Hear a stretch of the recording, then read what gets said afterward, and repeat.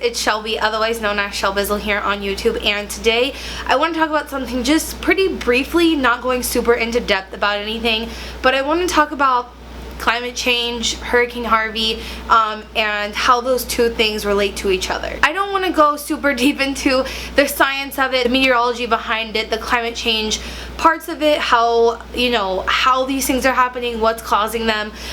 Making a video about climate change or about hurricanes could be about 2 hours long, so I just want to cover the very basic levels of things for people who don't know a lot about those systems. Climate change is a global phenomenon that has been proven time and time again to be happening. If you look at any charts over the last several decades, you can see when the warming began and how it is very different than anything else we have on record. When people tell you that they don't believe in climate change is not a belief. It's not a religion. It's not the Easter Bunny. Climate change is a scientific theory, which means it has a lot of evidence to back it up. It's very frustrating that the word theory can mean two totally different things, but a theory that you have about something happening in your life is vastly different than a scientific theory. A scientific theory is something that has been tested time and time again and can be proven with facts, evidence, and data. The data is there. For people to deny it is very strange to me. The fact that there are politicians in this country that think they can choose to believe or not believe in facts is very scary and should be worrisome to all of you as well. But again, we're not getting into the politics side of this. I just want you guys to understand very basically that climate change is a thing that is happening across the whole globe. And if you don't know that the majority of our globe is covered by water. A lot of people think of climate change as something that's happening in the air, but in reality the world as a whole is warming, and so the water takes in a lot of that heat. As a matter of fact, we would be seeing climate change at much higher rates if it weren't for our oceans, because they function as a carbon sink, which means they take in a lot of the CO2 that we emit into the atmosphere and they store it within the water. And not only that, but as temperatures rise, the temperature of the water rises as well. And again, without going into too much science, whenever water heats up, it expands. It gets a little bit larger, hence that can also be a factor that is leading towards sea level rise. But something else that is very significant about when the climate warms and when the oceans warm is that we start seeing very intense storms. Now, it's very difficult, and I would never claim that you can pinpoint any specific storm and connect it to climate change or blame it on climate change or say that guaranteed that man-made climate change is the reason for that storm. However, it is said by many scientists that as the climate warms, we will begin to see stronger and stronger catastrophic weather events like what we saw with Hurricane Harvey. If you guys don't know, what feeds a hurricane is warm water. That's where a hurricane gets its energy, gets its strength. That's why hurricanes are so strong in the Gulf oftentimes, because the Gulf has very warm water.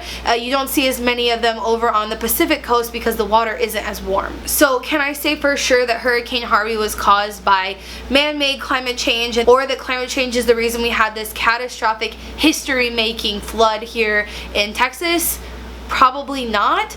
But can I say that if we don't change our ways and if the ocean continues to warm, storms like this will become more and more frequent? I think we can. And what's even more frustrating about this situation is that our politicians are doing the opposite of what needs to be done. They're getting on TV and saying that climate change isn't real, that we don't need to worry about it, that sea level rise is fake. They defund things like the EPA, FEMA, and the USGS. Doing things like that makes us weaker in terms of response, but also in terms of finding research and ways to reduce the likelihood that we will have more storms like this by creating more climate change. The thing that warms the atmosphere are these gases like methane and CO2, and for someone to believe that we can just endlessly pump those into the atmosphere and it's not going to have an impact on our climate is foolish, to be completely honest with you. I'm not here to convince you to believe in climate change. Climate change is happening, and it's something that we need to get behind and be active about, because if we don't, we definitely do face the possibility of seeing more devastations like Hurricane Harvey. And that's kind of all I wanted to touch on today. For those of you asking, I really appreciate all of the love and support and worry that you guys have sent my way. It's been really refreshing to see that other people are worried about specifically me, but also everyone over here on the Texas coastline. I live a little bit further north and west of where the hurricane hit, so it wasn't so bad here. Some people did lose power. We had some flooding, but as far as I go, we were pretty much untouched. I guess there there was a lot of rain for multiple days, but we didn't have any sort of, like, we didn't get stuck anywhere, we didn't lose power, just lots of rain and stuff like that. But my parents do live closer to Houston, and their yard is flooded really badly. I did have some family members whose houses flooded so badly that they had to be removed in rescue boat. Madison's family as well experienced having to be rescued in an army vehicle, I think that's what they said.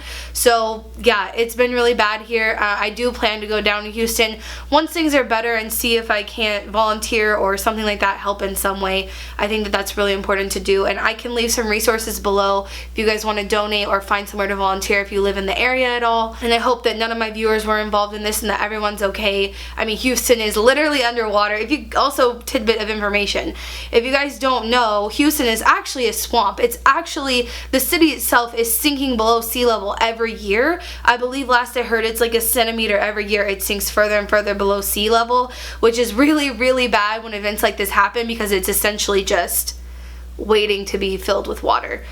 Definitely not a good place to put a city. Not a good place to put a city. But anyway, definitely interested to hear y'all's feedback on this. Maybe if you didn't know how hurricanes work or how climate change can impact those things, you learned a little bit today. Like I said, super basic, but I think a lot of people don't realize the correlation, and so I wanted to be able to connect those things for you guys. Let me know what you think, and remember, until next time, create the peace.